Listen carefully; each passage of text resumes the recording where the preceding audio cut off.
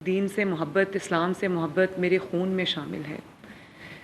دین کی جو احکامات ہیں ان کی پابندی کرنا میرے خون میں شامل ہے، میری تربیت میں شامل ہے۔ نبی پاک صلی اللہ علیہ وآلہ وسلم سے محبت جو ہے وہ میرے خون میں شامل ہے۔ تو جب 2017-18 میں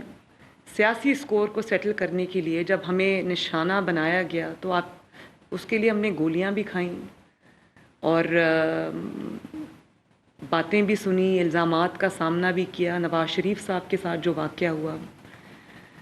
تو یہ بڑی میرے لیے باعث تکلیف تھی۔ کوئی چور کہہ دے، ڈاکو کہہ دے، اس چیز کی اتنی تکلیف نہیں ہوتی جتنی تکلیف اس چیز کی ہوتی ہے۔ اور میری والدہ کا الیکشن تھا جب میرے والد کو انہوں نے ڈسکوالیفائی کیا تو میں اکیلی اپنی والدہ کہ ان کو کینسر ہو گیا تھا تو ان کو علاج کے لیے جانا پڑا، تو میں ان کی یہاں پر الیکشن کی مہم چلا رہی تھی۔ میں یہ سمجھتی ہوں کہ اس کمیٹی کی آپ نے خود ہی یہ بات کر دی کہ نواز شریف صاحب نے یہ کمیٹی بنائی تھی۔ بہت آپ کی گراں قدر خدمات ہیں، میں اس کا اعتراف بھی کرتی ہوں اور اس کے لیے میں آپ سب کی شکر گزار بھی ہوں۔ لیکن جتنی ضرورت اس کمیٹی کے فعال کردار کی آج ہے، شاید آج سے پہلے کبھی نہیں تھی۔ اور جن خدشات کا اظہار آپ سب نے اپنی گفتگو میں کیا، میرے بھی وہی خدشات ہیں۔ اور ہم سب یہ چاہتے ہیں، چاہے ہمارا جو تعلق ہے وہ کسی بھی مسلک سے ہو، کسی بھی فرقہ سے ہو، ہم سب کی یہی کوشش ہے، میں سب کی نیت جو ہے وہ اچھی ہے، میں سب کی یہی کوشش ہوتی ہے کہ جو ہمارے دین کا ایک خوبصورت چہرہ ہے وہ ہم لوگوں کے سامنے پیش کریں، اس دنیا کے سامنے پیش کریں۔ لیکن آج کل کے جو حالات ہیں وہ میرے لیے بطور وزیر اعلیٰ جو کہ جس کے اوپر اللہ تعالیٰ نے 13 کروڑ عوام کی ذمہ داری ڈالی ہے، میرے لیے باعث تشویش ہیں۔ اور مجھے علم ہے اس چیز کا کہ جتنے بھی دین اسلام سے، مذہب سے محبت کرنے والے لوگ ہیں، پاکستان سے محبت کرنے والے لوگ ہیں، اس مٹی سے، اس ملک سے محبت کرنے والے لوگ ہیں، انسانیت سے محبت کرنے والے لوگ ہیں، سب کے وہی خدشات ہیں جن کا اظہار آپ نے اپنی گفتگو میں کیا بھی ہے۔ اور ابھی آپ نے مولانا صاحب جو بات کی، طاہر اشرفی صاحب آپ نے جو بات کی کہ اس کمیٹی کو زیادہ ملنا چاہیے، سال میں ایک بار نہیں، یہ سچ ہے کہ اس کو 3 مہینے میں ایک بار ملنا چاہیے، کیونکہ کئی بار میرے سامنے ایسے فیصلے آتے ہیں جہاں پر مجھے مشورہ درکار ہوتا ہے، جہاں پہ مجھے سپورٹ درکار ہوتی ہے۔ ابھی آپ نے خود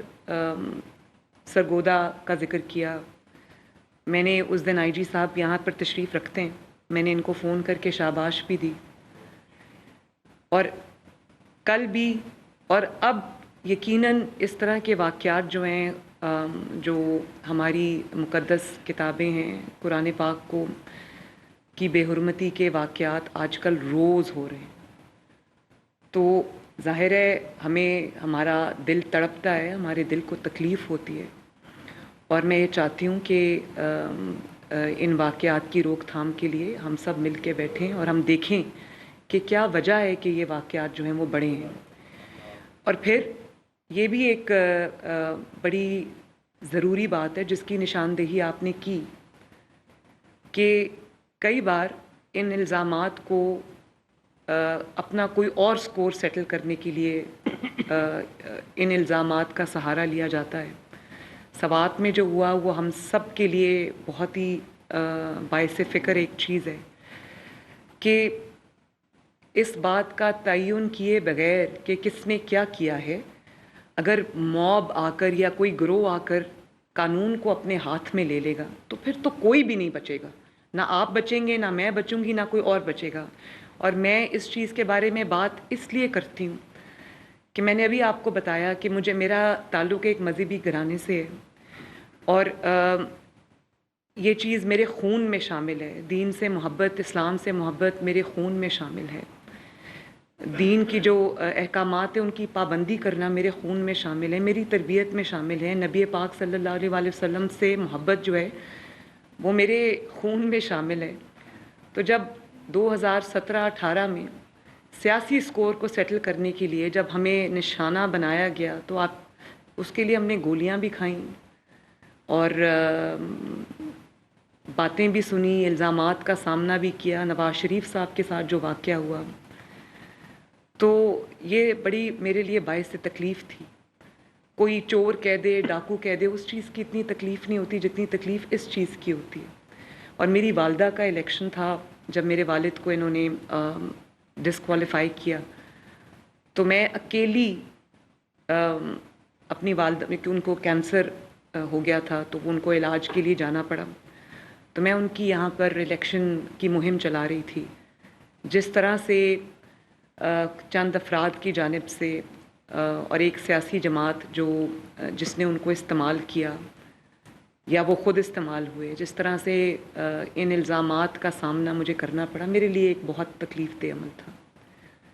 اور آپ نے دیکھا کہ احسن اقبال صاحب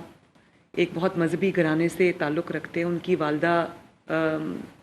کی کیا ایک حیثیت تھی اور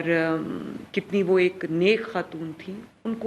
کو بھی گولی ماری گئی، اللہ تعالیٰ نے ان کی زندگی بچا لی. تو میں اس چیز سے، اس عمل سے میں خود گزری ہوں اور میں جانتی ہوں کہ یہ کتنا تکلیف دہ عمل ہے. آپ نے صحیح فرمایا کہ جو مقدمات میں ڈیلے کی جاتی ہے اس میں جو الزامات ہیں ان کی سچائی کا تعین بھی ہونا چاہیے، سزا کا تعین بھی ہونا چاہیے. لیکن کچھ بھی ہو، ہمیں جو قانون ہے اس کو اپنے ہاتھ میں لینے کی، اپنی عدالت گلی اور محلوں میں لگانے کی، سزائیں صادر کرنے کی، فتوے صادر کرنے کی ہمیں یہ اجازت قطعاً نہیں دینی چاہیے. اور ایک اور بہت میرے لیے تکلیف دہ معاملہ ہے. مجھے اللہ تعالیٰ نے اس کرسی پہ بٹھایا ہے اور جیسے کہ میں نے آپ سے عرض کی کہ میرا جو فرض ہے وہ انصاف کرنا ہے. میری اپنی جتنی بھی عقل ہے، دانست ہے، اس کے مطابق میرا جو فرض ہے وہ انصاف کرنا ہے. میرے سامنے جب بھی ایسا کوئی معاملہ آتا ہے تو جب کسی سے کوئی جرم سرزد ہوتا ہے اور جرم کی تصدیق ہو جاتی ہے، اس کے بعد وہ کوئی مسلمان، سکھ، ہندو، عیسائی نہیں رہتا، وہ مجرم ہوتا ہے اور اس کو اس کے کیے کی سزا ملنی چاہیے. ایک چھوٹا سا واقعہ ہوا تھا، واقعہ تو بہت بڑا ہے لیکن میں آپ کے ساتھ وہ شیئر کرنا چاہتی ہوں کہ میرے دل کو، کیونکہ میں ایک ماں ہوں، میرے ماشاء اللہ 3 بچے ہیں اور اب اس صوبے کے جو بچے ہیں ان کی ذمہ داری بھی میرے سر پہ ہے، آپ کے سر پہ ہے، کیونکہ آپ جب بات کرتے ہیں تو لوگ اس کا اثر لیتے ہیں. ایک بچے کے ساتھ زیادتی ہوئی اور اس زیادتی میں کوئی جو ہمارے کوئی مذہبی کوئی شخصیت ہیں، ان کا کوئی مدرسے سے ان کا تعلق تھا، اس میں ان کا جرم ثابت ہو گیا. جب اس بچے سے، وہ چھوٹا سا بچہ تھا، اپنے والد کے ساتھ گیا تھا تو مدرسے کے باہر سے یا مسجد کے باہر سے اس کو اغوا کر لیا گیا، ثابت بھی ہو گیا. لیکن جب ہم اس کو پولیس نے پکڑا تو اس کو مذہب کا ایشو بنا دیا گیا اور میرے خلاف تب سے سوشل میڈیا پہ وہ فتوے جاری ہو رہے ہیں، میرے خلاف بات ہو رہی ہے. تو آپ سب اس چیز کو جانتے ہیں کہ جب آپ سے جرم سرزد ہوا ہو اور وہ ثابت بھی ہوا ہو تو آپ سب کو اور ہم سب کو یہ کہنا چاہیے کہ اس کو سزا دینی چاہیے تاکہ باقی جو شخصیات ہیں یا جو مذہب ہے ان جنرل، اس کا جو ہم چہرہ مسخ نہ کریں. اور ایک جو باتیں آپ سب نے کی کہ ہمارا مذہب جو ہے وہ امن کا مذہب ہے، محبت کا مذہب ہے، بڑی پیاری گفتگو آپ سب نے کی اور مجھے پتہ ہے کہ آپ دل سے یہ سمجھتے بھی ہیں اور اس کے اوپر عمل بھی کرتے ہیں. تو جب اس طرح کے الزام لگتے ہیں تو اس وقت آپ سب کی جو آپ سمجھتے ہیں کہ اس پہ ایکشن ہونا چاہیے، آپ سب، مجھے پتہ ہے آپ سے سنے بغیر میں یہ جانتی ہوں کہ جب کوئی جرم ثابت ہوتا ہے تو